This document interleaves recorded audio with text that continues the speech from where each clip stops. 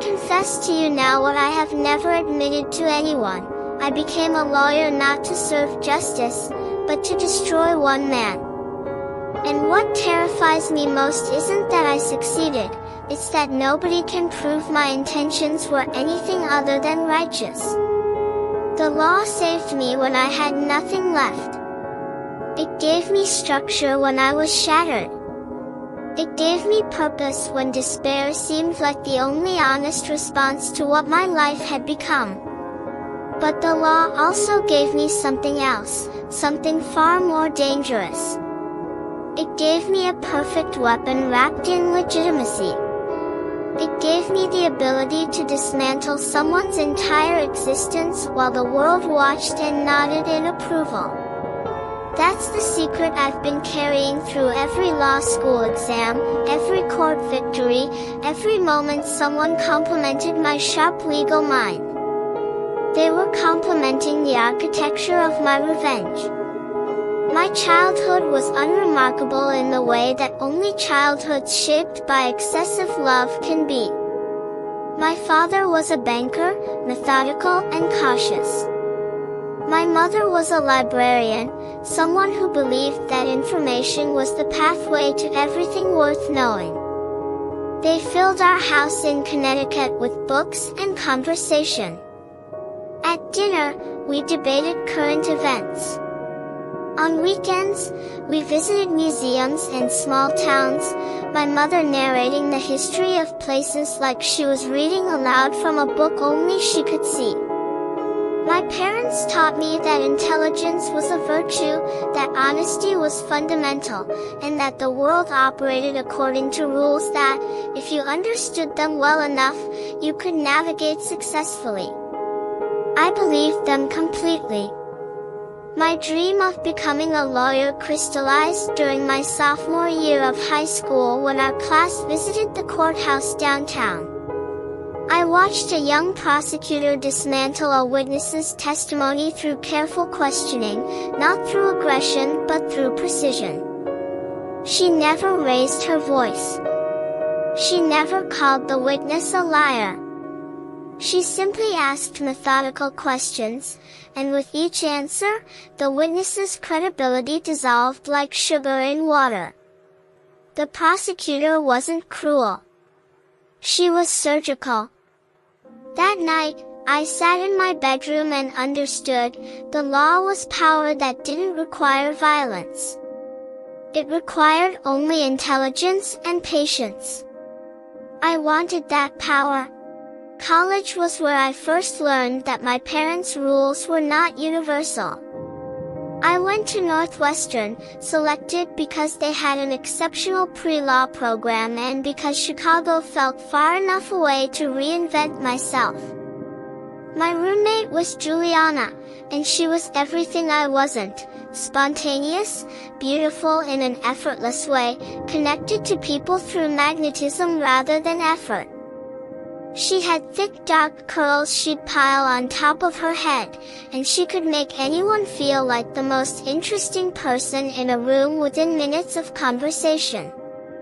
I liked her immediately, and more importantly, she seemed to like me. We became the kind of friends where you share everything.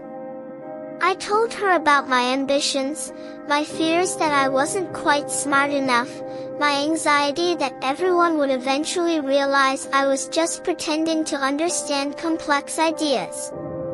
She told me about her wealthy family that had grown distant from each other through abundance, about her string of boyfriends, about her mother's substance abuse problems that she never named directly but referenced through careful silences. We stayed up late in our dorm room, and she would braid my hair while we talked about the future. She said I was going to be extraordinary. She said she was certain of it. By junior year, I had met Professor David Harmon in my advanced constitutional law seminar. He was 38, married with 2 children, and represented everything I thought intellectual authority should be. He published papers. He had argued before state appellate courts.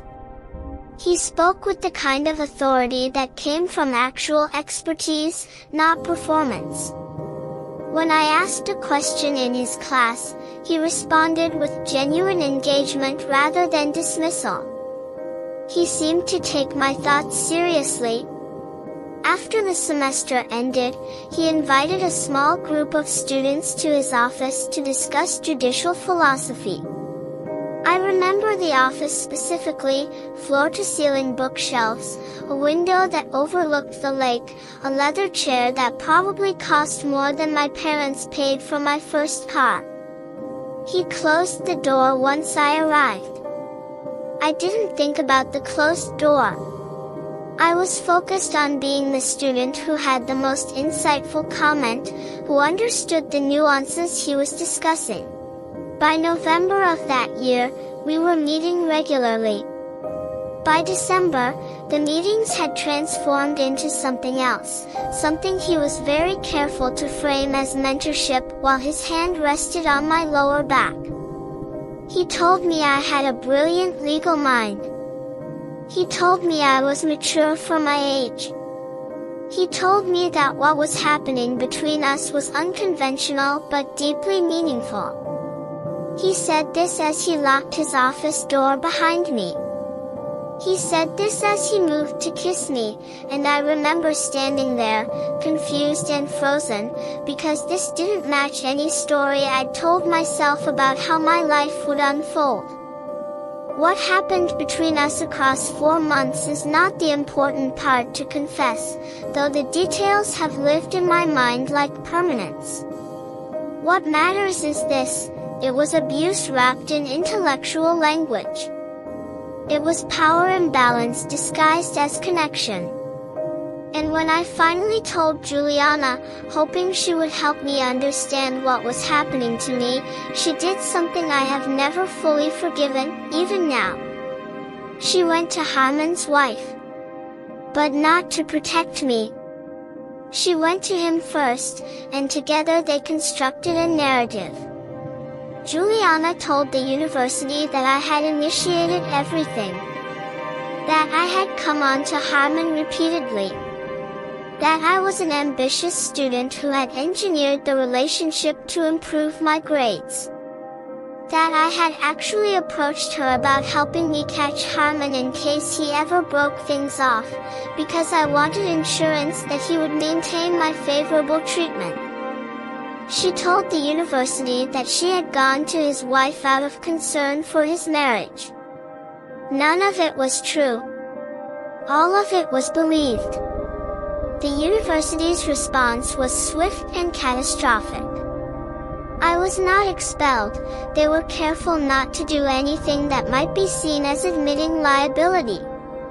Instead, I was quietly encouraged to take a leave of absence. Harmon received a letter in his file.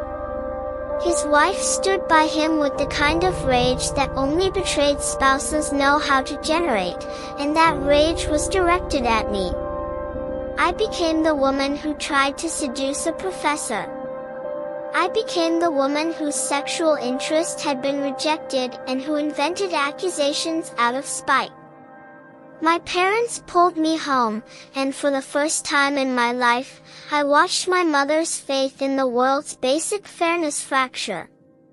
My father became angry in a way I'd never seen, angry at me, angry at the situation, angry at uncertainty. He asked me repeatedly if I had done what Juliana claimed. He believed me when I said no, but I could see the doubt flicker across his face, and I understood then that your parents' certainty in your character can never quite be recovered once it's questioned. I didn't return to Northwestern. I transferred to the University of Pennsylvania's law school after taking a gap year. I told admissions officers that I had needed time to mature. I didn't tell them why. I spent that year in silence, living in my parents' house, working at a law library, systematizing everything I knew about what had happened to me. Juliana wasn't difficult to find after high school. I discovered she had married money, literally, a man 10 years her senior with generational wealth and a car that looked like it should appear in art museums. They had moved to Manhattan. She had a blog about interior design and travel. She had a photograph album of her life that looked curated to absolute perfection. She had friends and influence and safety. I started law school with a crystalline purpose. Intellectually, I understood everything immediately. Constitutional law wasn't an abstract puzzle, it was a map of power and its limitations. Tort law showed me how to prove damage. Criminal law taught me about evidence chains and proof beyond reasonable doubt. Civil procedure taught me how to structure arguments so that judges had no choice but to accept your logic. Law school was easy for me in a way that nothing had been before, because every single thing I learned was in service of one specific goal. I graduated third in my class. I was offered positions at 3 major firms. I selected Harrison and Cross because they had strong connections to the federal judicial system, because they did appellate work, and because their investigations division was staffed with people who knew how to uncover financial irregularities. For 8 years, I worked as a federal associate, then counsel. I was known for being relentless in discovery. I was known for never missing a detail. I was known for building cases methodically, layer by layer, until they were unassailable. My colleagues assumed my obsession with work was ambition. It was, but not the kind they imagined. I was learning everything I would need. During those 8 years, I did something that no one suspected. I hired private investigators to document Juliana's marriage. I filed FOIA requests to obtain records of university proceedings from my case. I tracked Professor Harmon's academic publications and speaking engagements. I discovered that he had left Northwestern 4 years after my assault, moving to a position at Columbia, and then, most interestingly, to a position at a private foundation that distributed funds to various causes. The foundation was where everything began to make sense. I spent 4 years investigating the foundation for academic excellence. On the surface, it was legitimate. It had a board of respected academics. It distributed millions in research grants. But I discovered something in its financial records that opened everything. Harmon was using the foundation to funnel money to his consulting firm, a consulting firm that appeared to exist primarily on paper. More significantly, his wife had become increasingly financially dependent on the foundation's management through a series of interlocking contracts and consulting agreements. Money was being moved in circles, and while each transaction might have been barely defensible individually, together they constituted fraud. I discovered this not through any official capacity, but through private investigation. This was where my caution became absolute. I couldn't use any of this information directly because I couldn't explain how I'd obtained it. So I began working the other angles. Juliana's life had become opaque once she'd married money, but not completely. I discovered she had become involved with several charities, board memberships that put her in contact with donor networks. One of those charities had previously received funding from the Foundation for Academic Excellence. I started with that thread, pulling carefully, methodically. I took a position with the Department of Justice's Office of Legal Counsel. From that position, I could legitimate certain research. I could file official requests. I could request investigations into foundation's spending practices without needing to explain my personal interest. I spent 3 years in that role, and during those 3 years, I built a foundation, in the administrative sense, for everything that would come next. I returned to private practice specifically because I wanted to be positioned outside of government when everything happened. I wanted to be the private citizen, the concerned lawyer, the witness to corruption. I took the position at Whitmore and Associates, a mid-sized firm with strong federal connections. I waited. The catalyst came 6 years into my employment at Whitmore. A professor at Columbia, not Harman, someone who worked in an adjacent department, came to the firm with a complaint. The university was blocking his research funding, and he believed it was because his work conflicted with a paper that David Harman had published years earlier. The professor was angry and paranoid, and he believed there was a conspiracy. He wanted to sue. On the surface, it was a frivolous case. But I took it. I told my supervising partners that it was a long-shot matter that could develop into something substantial. I began discovery. And from discovery, I obtained access to university records that would have been impossible to obtain in any other way.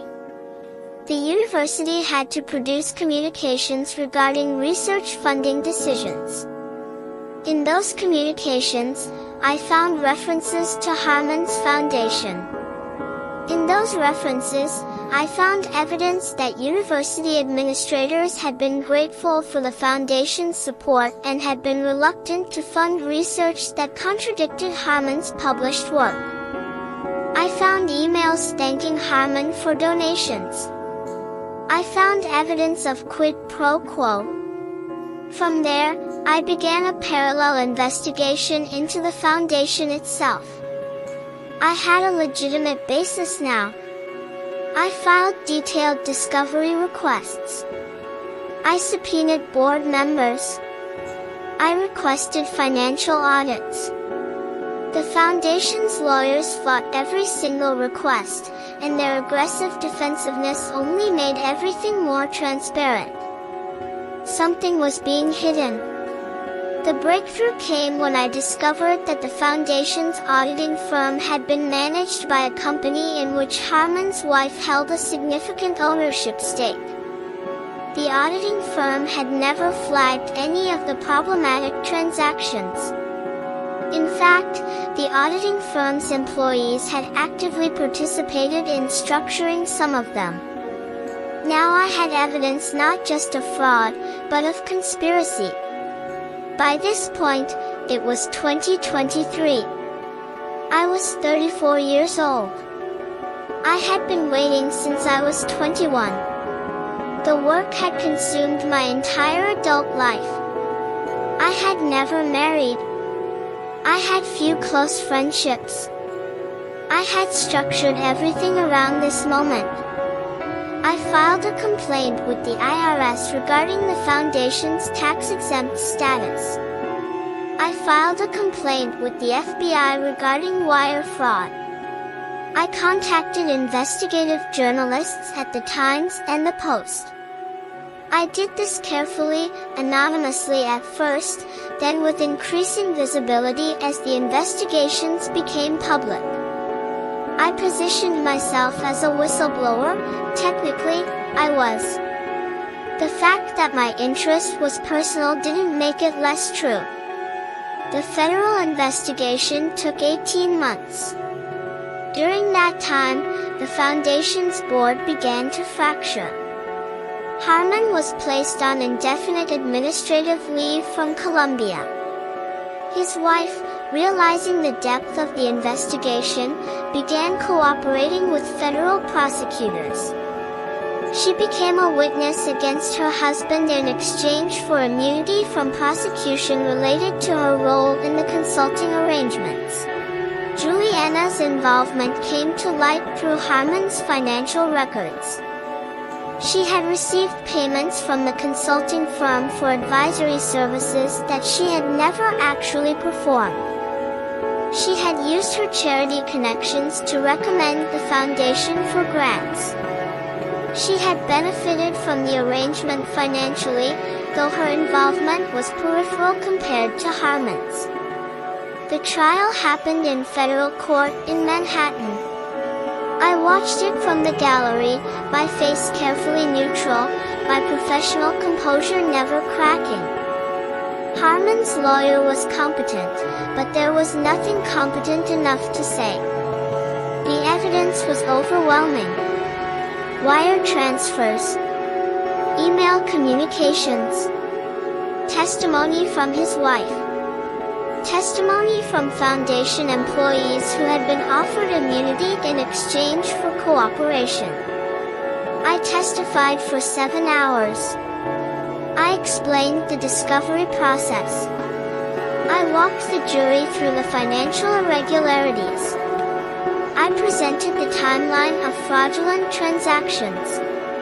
At one point, Harman's lawyer asked me how I had become so interested in the foundation. I said it was pure professional curiosity.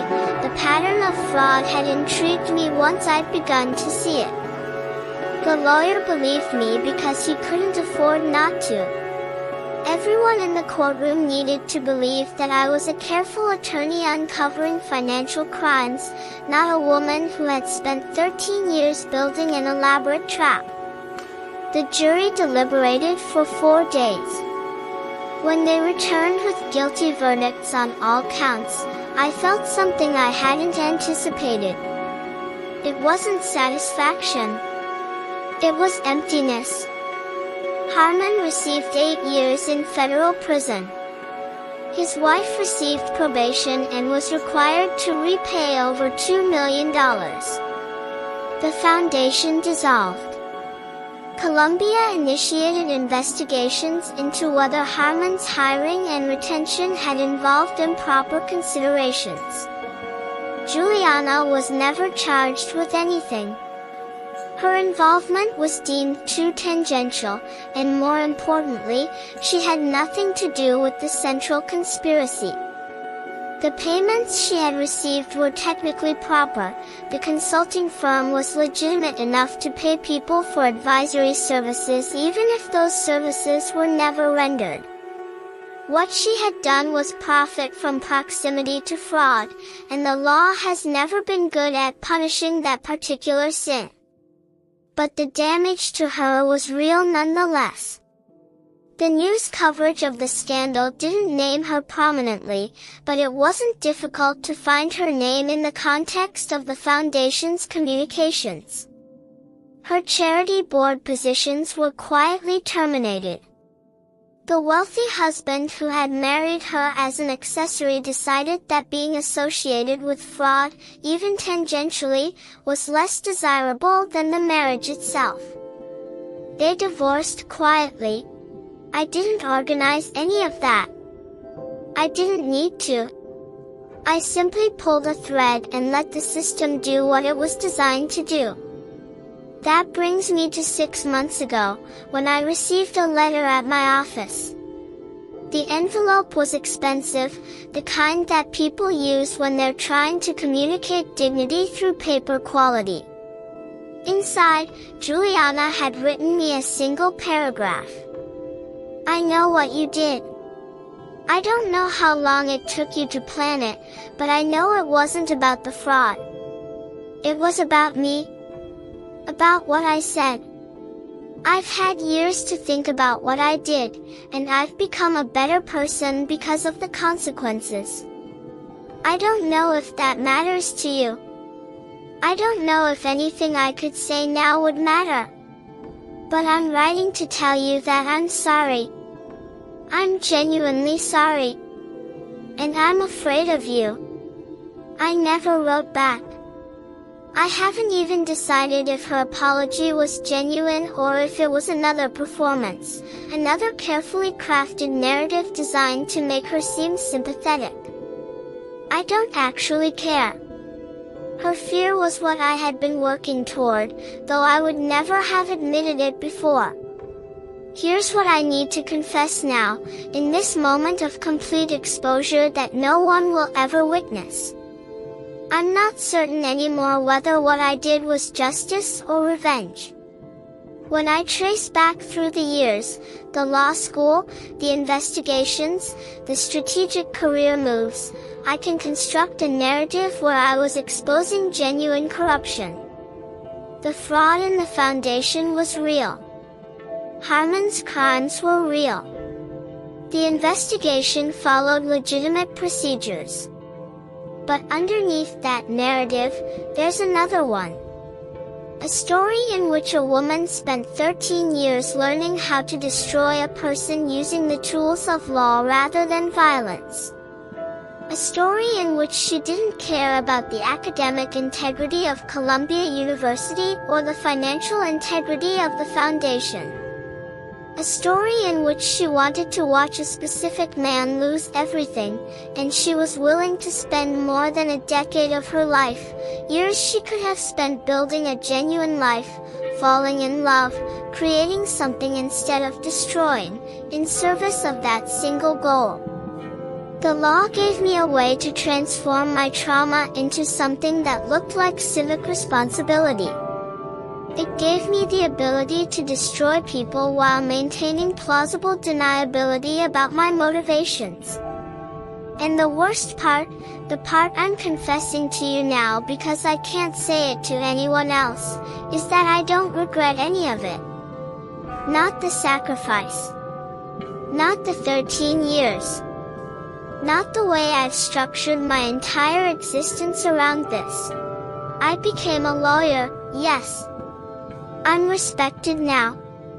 People speak of my legal acumen with genuine admiration.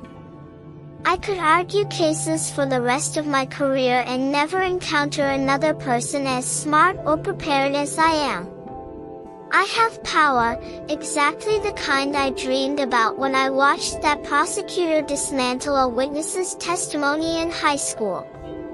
But I'm not certain this power is serving justice anymore. I'm not certain it ever was.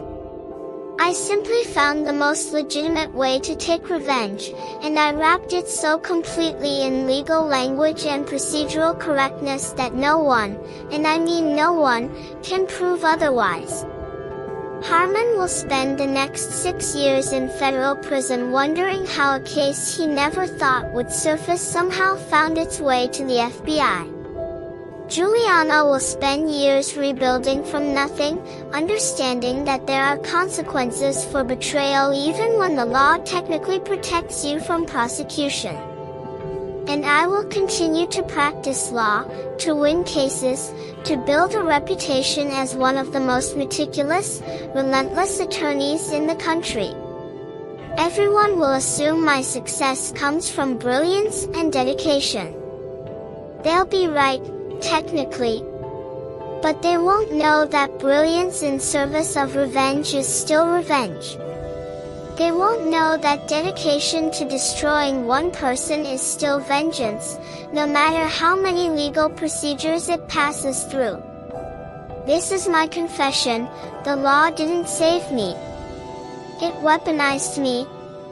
And I wielded it perfectly.